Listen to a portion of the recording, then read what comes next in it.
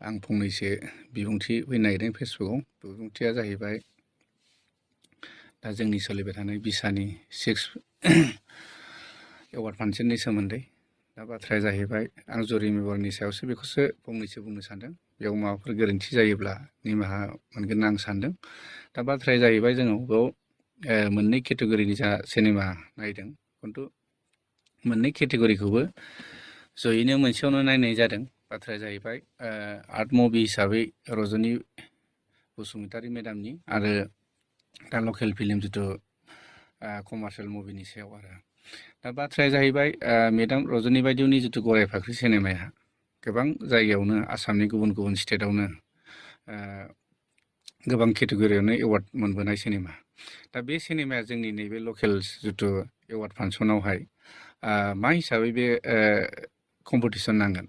जा आर्ट फिल्मखौ हिसाबै एक्सट्रा नायनांगौमोन आरो कमार्शियेलखौ नायनांगौमोन। दा जयैसो नायनाय हिसाबै दा मेडामनो जिथु बेस्ट फिल्म बा बेस्ट डाइरेक्टर जुदि मोनाब्ला मेडामखौथ' लासिं सिं खालायनाय जागोन जों जिथु जोंनि बिसानिफ्राय आरो।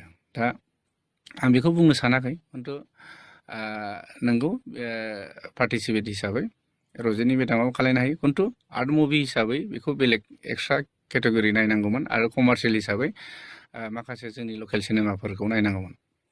दा बिथाङा जाय सिनेमायानाखि गोबां आसामनि स्टेटनि बाहेरायावहायनो एवार्ड मोनबोखानाय सिनेमा, बे सिनेमाया मा हिसाबै जोंजों कम्पिटिसन नांनो। दा बेनो मथा मथि नांगौबा स्पेसियेल मोनसे जुरि एवार्डनिफ्राय स्पेसियेल एवार्ड होजायोमोन आरो मान सनमान खालामनानै, खिन्थु कम्पिटिसनाव होआलासिनो आं बेखौ नुहुरदोंमोन आरो। बे आंनि साननायसो आरोखि।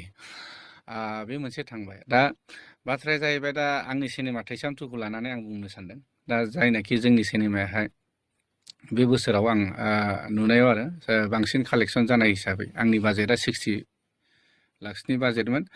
दा बे सिनेमाया मथा मथि 98 लाखसो कालेकसन जानाय जादों आरोखि।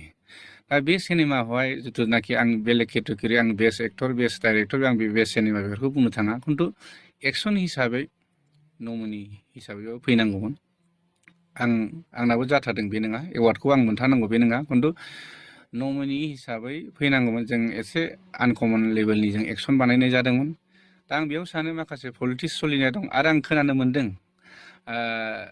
जुरि मेम्बारफोरनिफ्राय आं खोनानो मोन्दों, बेसेबां सैथो आं खोनानो मोननायसो, खिन्थु आंनि सिनेमाया कपि हिसाबै, बे कपि हिसाबै आंनि सिनेमाखौ एवार्ड बा नमिनि होआ होनदों। खिन्थु बाथ्राया बिदि बे नंद्राया जानो हागौ, खिन्थु खोनानो मोननायाव आरो। खिन्थु आं बेखौल' बुंनो सानदों जे जुदि कपि सिनेमाब्ला बेस्ट सिंगार जिथु नमिनेट होदों, बेस्ट मेकआप होदों आरो बेस्ट मिउजिक जिथु डाइरेक्सननि जुदि नमिनि होदों, बे बोरै फैनो मोनखो? दा बाथ्राया आं खोनानो मोन्दों जयन्त नार्जारि बिथांखौ आं डाइरेक्ट बुंखायो। जेथियानाखि आंनि मुभिया रिलिज जादोंमोन अब्ला सानसोराङा गावनि फेसबुक पेजाव मोनसे पस्ट होदोंमोन। बेयावनो आंनि सिनेमाखौ बियो इनसाल्ट खालायखादों आरो जयन्त नार्जारियाबो।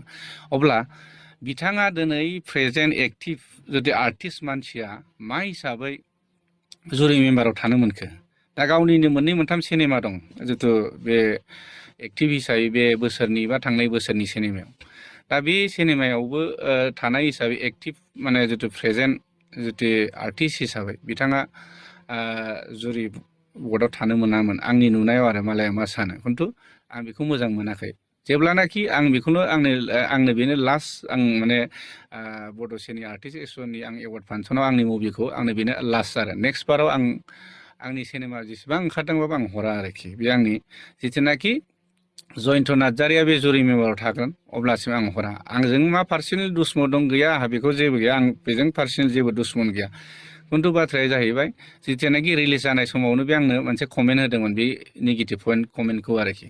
दिनै आंनि सिनेमाया कपि जादों, खिन्थु हलिउड बलिउडफ्राबो बिराद कपि खालायो, खिन्थु बिथांमोनाबो दिनै बेबायदिनो सोलिदों। जानो हागौ आंनि स्ट'रि बायदिसिनाफ्रा कपि जानो हागौ, खिन्थु एक्टिं बायदिसिनाथ' कपि नङा, एक्सनाथ' कपि नङाना। दिनै रायजोफ्रा हाजार हाजार रायजोफ्रानो आंनि सिनेमाखौ नायदों। दा आं बेलेग केटेगरिखौ बुंनो थाङा, आंनि एक्सनखौ माने जोंनि आसामनि बा अल आसाम बा अल बड' जोंनि जेसेबां बर'फ्रानो आंनि सिनेमाखौ अनसायदों। बे हिसाबै आंनि सिनेमायाबो कालेकसन जादों। जिथुनाखि 60 लाख बाजेटनि सिनेमाया 98 लाख दासिम माने कालेकसन जाना दं आरोखि। ओंखायनो आं बेखौ बारा मोजां मोनाखै आरो बिथाङा जुरि मेम्बाराव थानायखौ आं मोजां मोनाखै जेब्लासिम माने बे जुरि मेम्बाराव थागोन बिथां जयन्त नार्जारिया अब्लासिम आं सिनेमाखौ आङो बिसानो आङो एवार्ड फांसनाव हराबो खिन्थु बेनो आं बिसानि सार्टिफिकेटखौ लागोन आं बिसाखौ फोथायो खिन्थु माखासे जोंनि जुरि मेम्बारफोरा पलिटिक्सखौ आं नुनो मोनदों बयबो बिथांमोनानो गोबां जोंनि आर्टिस्ट बा जोंनि प्रडिउसार डाइरेक्टरफ्राबो गोबां रायलायदों दिनै बुंनो हायियावसो बुङाखै आं दिनै फकासाव बुंदों बेयाव जुदि माबाफोर गोरोन्थि जादोंब्ला आं निमाहा मोनगोन होनना सानदों खिन्थु लिगेलि थांनांगौ बे आरोखि ओंखायनो बिथाङा आंनि सिनेमाखौ कपि सपि नाया होन्दों नाया होन्दोंब्ला जेबो नङामोन एलाव होनाङोमोन आंनिफ्राय फैसाबो लानाङामोन एवार्ड फांसननि नामाव जोङो जिथुनाखि सार्टिफिकेटनि नामाव जोङो 3000 करि हिसाबै हरो हिसाबै मानो होनब्ला गोनांथि जायोब्लाथ' जोङो बिसानि जों सार्टिफिकेटखौ लानो गोनां